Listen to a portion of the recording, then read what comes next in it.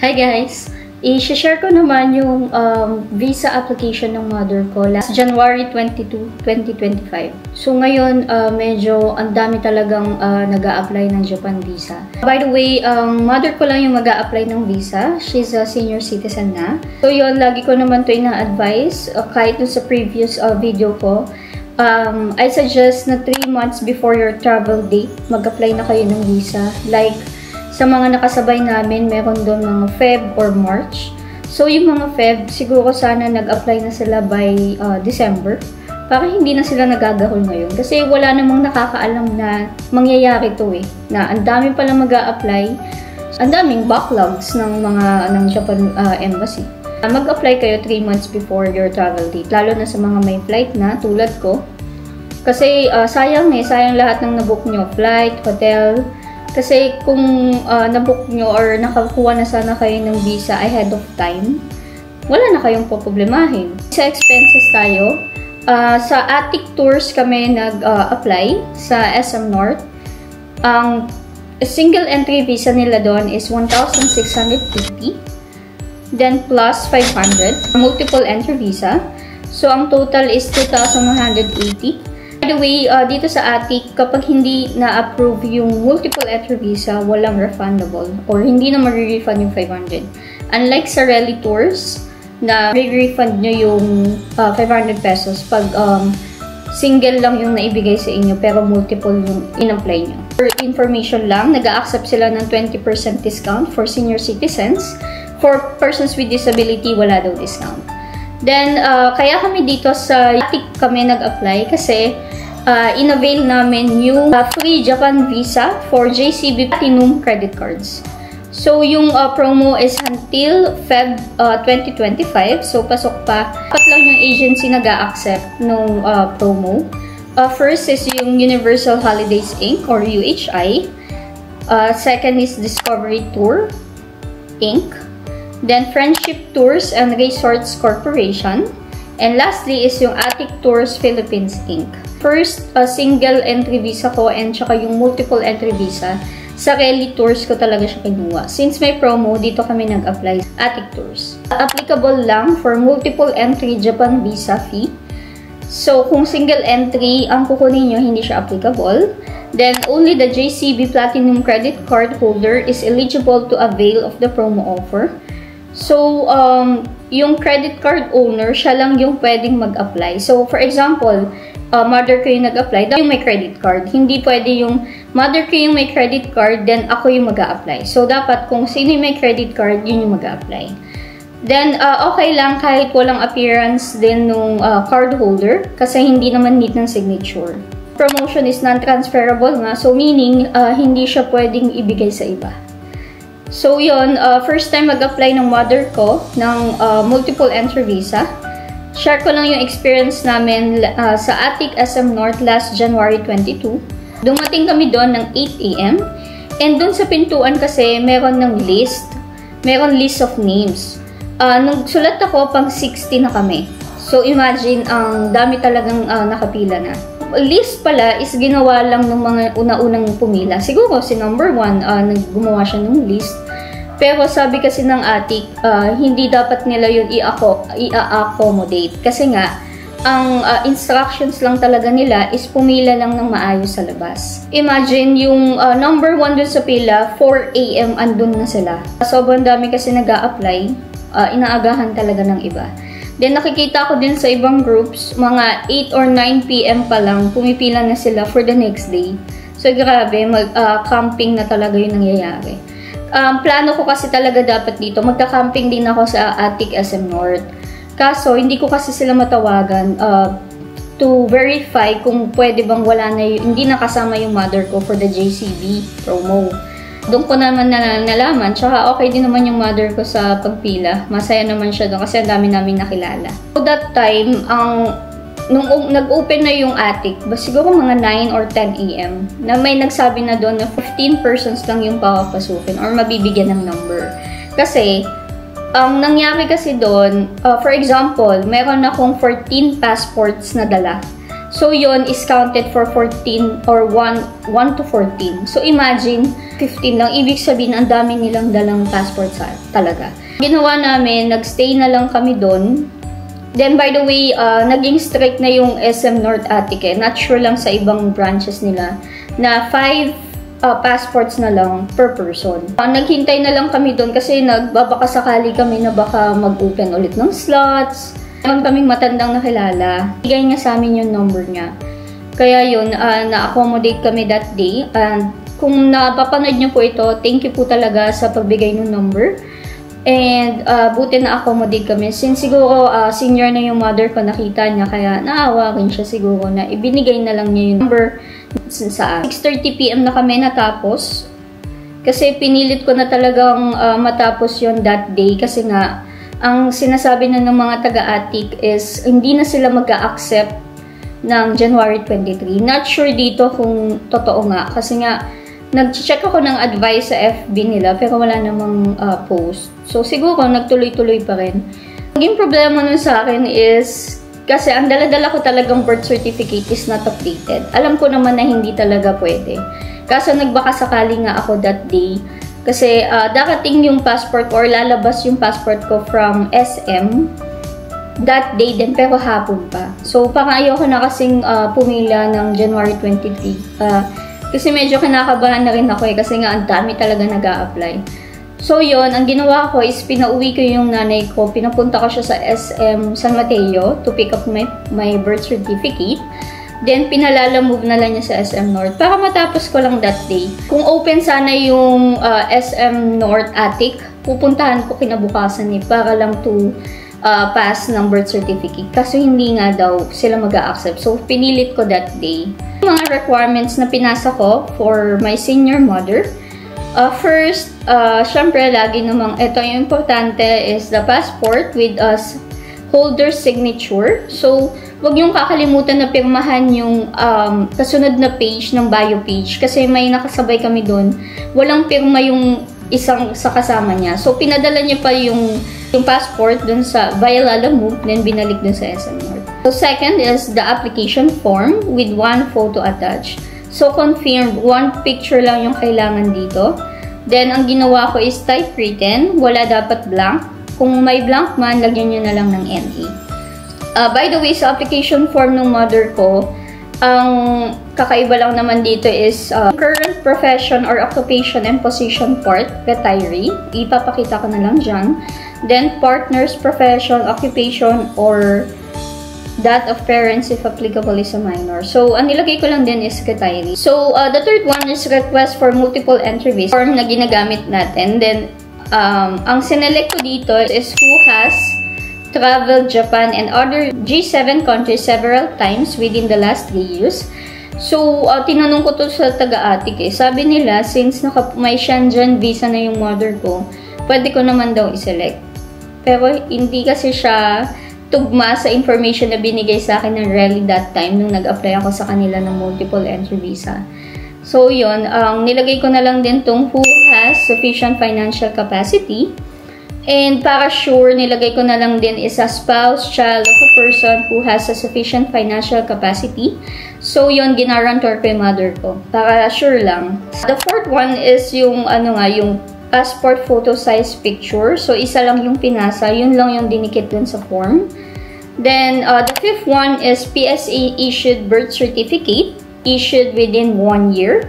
So, nirequest ko tong birth certificate. Tsaka yung sixth one is the marriage certificate. Request ko to sa SM, 195 pesos lang. Pero after 5 days siya before makuha. May other options naman dito sa PSA. Meron sa Manila Bay.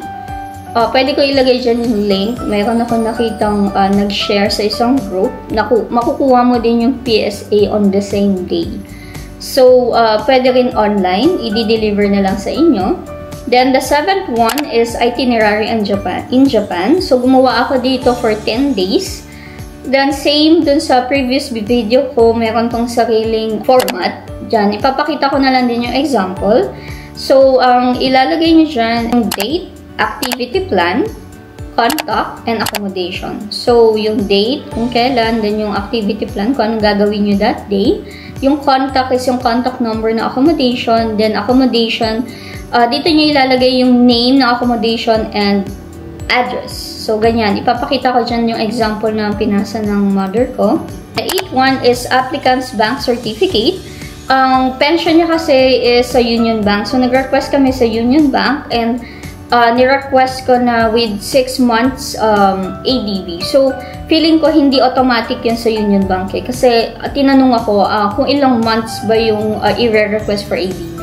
So, sabi ko 6 months. So, yun, ipapakita ko na lang din yun yung example. Since may ADB naman yung Union Bank ng mother ko, hindi na ako nagpasa ng bank statement. So, magpapasa lang kayo ng bank statement pag walang ADB yung bank certificate. Is letter of explanation or cover letter kung bakit wala siyang certificate of employment and tax payment certificate. So, pinag-isa ko na lang to. Yung cover letter, in-explain ko lang din dito kung bakit niya gusto mag-multiple entry visa. Then, pwede ko na lang dyan ilagay. Letter of explanation kung bakit wala siyang COE tsaka yung BIR or BIR 2316 form since retired na kasi. So, ito yung cover letter. Basahin ko na lang din yung content. So, we plan to go to Tokyo Disney Sea to visit Mount Fuji, the Hachiko statue, Kyoto, and Osaka. I will also be traveling at my own expense in support of my visa application. I have submitted the following documents. So, yun yung mga documents na pinasa niya. Then, I am a retired government employee, hence, I do not have an income tax return. However, I am submitting my bank certificate to show that I have enough financial capacity for this trip. We have been to different trips abroad such as Hong Kong, Macau, Singapore, Malaysia, Thailand, Cambodia, Vietnam, Dubai, Abu Dhabi, Taiwan, Switzerland, Italy, Vatican, Germany, and Austria. Lagi ko kasing sinasama yung mother ko sa mga trips ko kaya halos same lang din kami ng mga napuntahan. Ang kinaibahan lang is Japan. So yun, it is my dream to experience Japan in its different season and immerse myself in its food and culture. I hope that I will be granted multiple entry visa to this beautiful country. Thank you very much for your time and I am looking forward to a favorable response from your good office. So mapapansin ninyo, kung napanood nyo na yung previous vlog ko sa multiple entry visa ko last time, halos same lang din naman to ng content. Iniba-iba ko lang din. Tsaka may nakita kasi akong explanation letter niya for senior mom niya rin online. So, yun. May iniba-iba ko na lang din. Since i-guarantor ko yung mother ko, ito yung 10th. It's the guarantee letter. Yung guarantee letter, meron din tong form, specific form. Kita ko sa inyo kung paano siya i-fill out kasi napansin ko madaming nalilito dito. So, the first one is to Ambassador Consul General of Japan in Philippines or pwedeng in the Philippines. Then, yung first dito is kung sino yung applicant. So, full name ng mother ko, birthday, yan yung occupation. Tapos, yung sa baba, guarantor. Since ako yung mag-guarantor, details ko yung nilagay ko dito. Then, ito naman yung mga pinasa ko since ako yung guarantor. Proof of relationship sa applicant. So, this is the PSA issued birth certificate. Dapat 1 year valid din siya, tulad nung sa visa applicant. So, second is the photocopy ng Japan multiple entry visa ko na naibigay last year. Then, letter of explanation din kung bakit wala akong COE or Certificate of Employment, saka Tax Payment Certificate. Since last year kasi full-time content creator na ako. Kaya sample or yung explanation kung bakit wala akong ITR and COE. So, I am writing to explain why I am unable to provide income tax return and certificate of employment. I have an online business here in the Philippines. My online business as DTI and Barangay Micro Business Enterprise and is exempted for paying taxes. We hope you find our application in order and we look forward to visit Japan with my mother. Tapos, huwag niyong kalimutan palang pirma yung mga letter. So, ito yung mga tips ko. Kuha ng visa ng mga senior. Since madami nag-a-apply ngayon, alam ko pa ulit-ulit na ako dito, pero dapat 3 months before your travel date talaga mag-apply na kayo. Kasi para sa inyo din naman yan para hindi na kayo mag-ahol. Imagine sa akin, sorry ako nag-apply. Tama lang kasi yon for April flight. Pero parang nagagahol ako kasi nga, ang daming lapit na yung flight. Tapos, nag-announce pa yung Rally Tours noon na ang i-accept na nila is April 5 onward. So, hindi na kami pasok. Kaya, baka sakali talaga kami sa attic. Buti na lang talaga is nakapagpasa na kami ng documents namin that time. Second is all documents must be in A4 size. May mga nakasabay kami sa pila, hindi naka A4 yung mga forms nila, kaya pinaulit sa kanila. Third one is do not use friction erasable pen.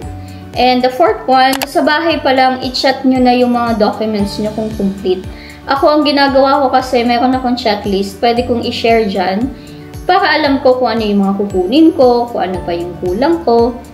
Para dito pala, sa bahay pa lang, complete na. Hindi yung katulad nung nangyari sa akin kasi nga wala pa talaga yung birth certificate ko. Pero buti na lang din lumabas na that time.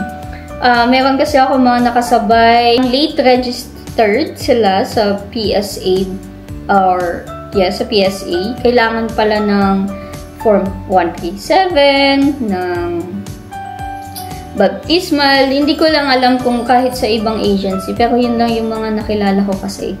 Tapos, imagine, dapat tapos na sila that time. So, anong nangyari?